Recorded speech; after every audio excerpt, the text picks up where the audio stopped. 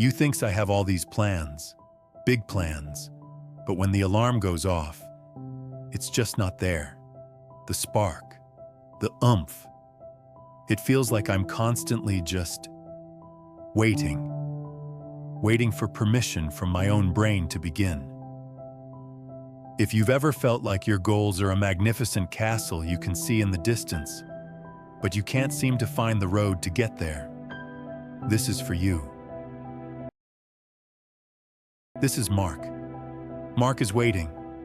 Every day he starts with the best intentions. He wants to start his side hustle. He wants to hit the gym. He wants to learn Spanish. Mark believes that to do these things, he must first feel ready. He must feel inspired. He wakes up and checks his mood. Am I motivated today? No, not really. Maybe after I watch this next video. Maybe tomorrow. He seeks motivation like it's fuel he can pump at a gas station. But when the tank is empty, he stops moving. This is Leo. Leo has the exact same goals as Mark. But Leo is not waiting.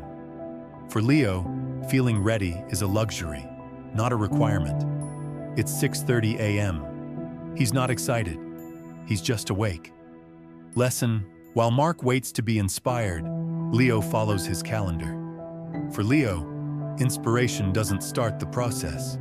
Inspiration is the prize that sometimes arrives after he's started. He doesn't rely on a wave of passion. He relies on a contract he made with himself. We've just met the core struggle: motivation dependency. This is the false belief that feeling like it is a prerequisite for doing it. This is the mental trap that prevents billions of goals from ever being realized. Motivation is a feeling. Feelings are chemical. They are influenced by how much sleep you got, what you ate, the weather, what someone said to you. They are, by definition, unreliable. Building a long-term goal on motivation is like trying to build a house on quicksand. And yet, we crave it. Why? Because motivation feels amazing. It's a rush. It gives us a sense of power, a sense of limitless potential. It's the dopamine hit of progress before any actual work has been done. Who wouldn't want to feel like they can conquer the world? The problem is, when that feeling inevitably fades, and it always does, we are left in the dark. We are left without a roadmap. We are left with the crushing reality that the work is still there, and it is boring. And that is where most people stop. We need to reframe how we think about discipline. Many people hear that word and think of strict, joyless control. But true discipline isn't about self-punishment. It is about self-respect. It's about building a system so strong that your fleeting, emotional self cannot override your logical, long-term self. Discipline is the capacity to make a promise to yourself and then to keep that promise, especially when you don't feel like it. It transforms your goals from a want to a will.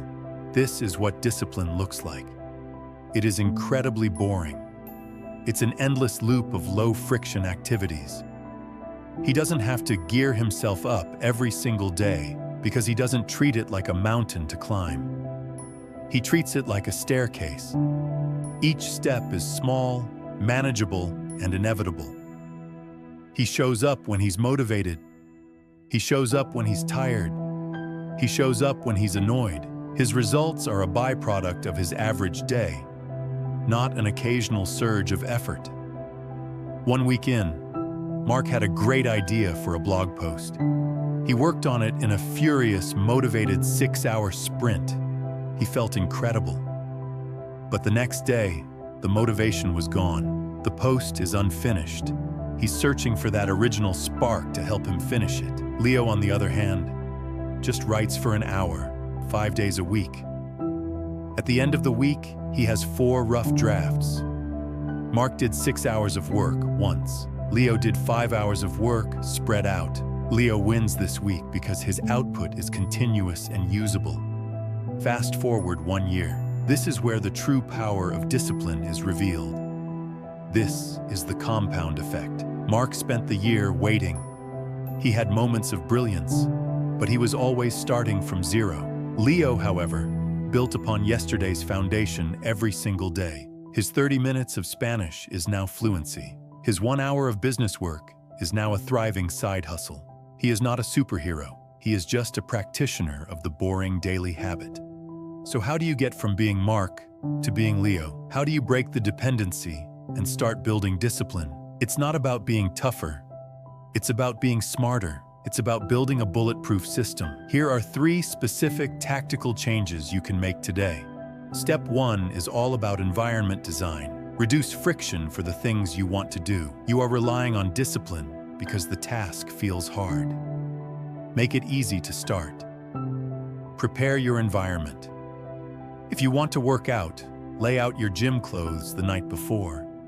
If you want to write, leave your notebook open to the next page. If you want to eat better, pre-chop your vegetables. Your environment should be your autopilot.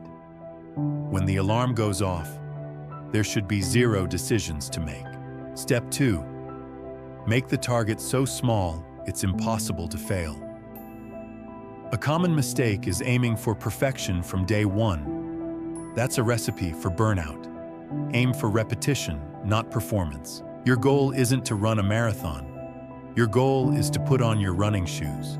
Your goal isn't to write a bestseller. Your goal is to write for 5 minutes. This is about building the ritual and proof that you are the type of person who does this work.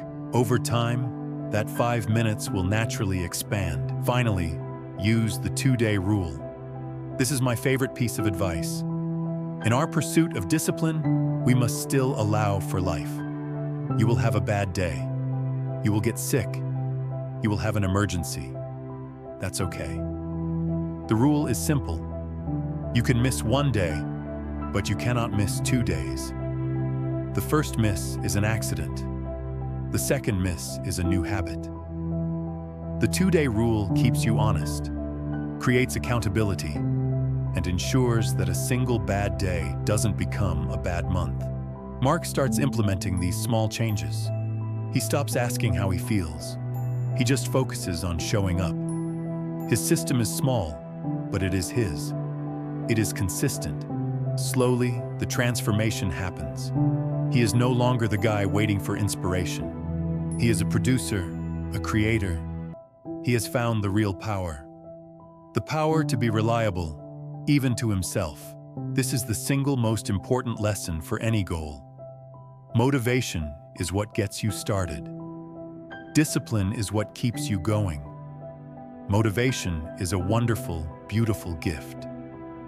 Appreciate it when it arrives and use that energy.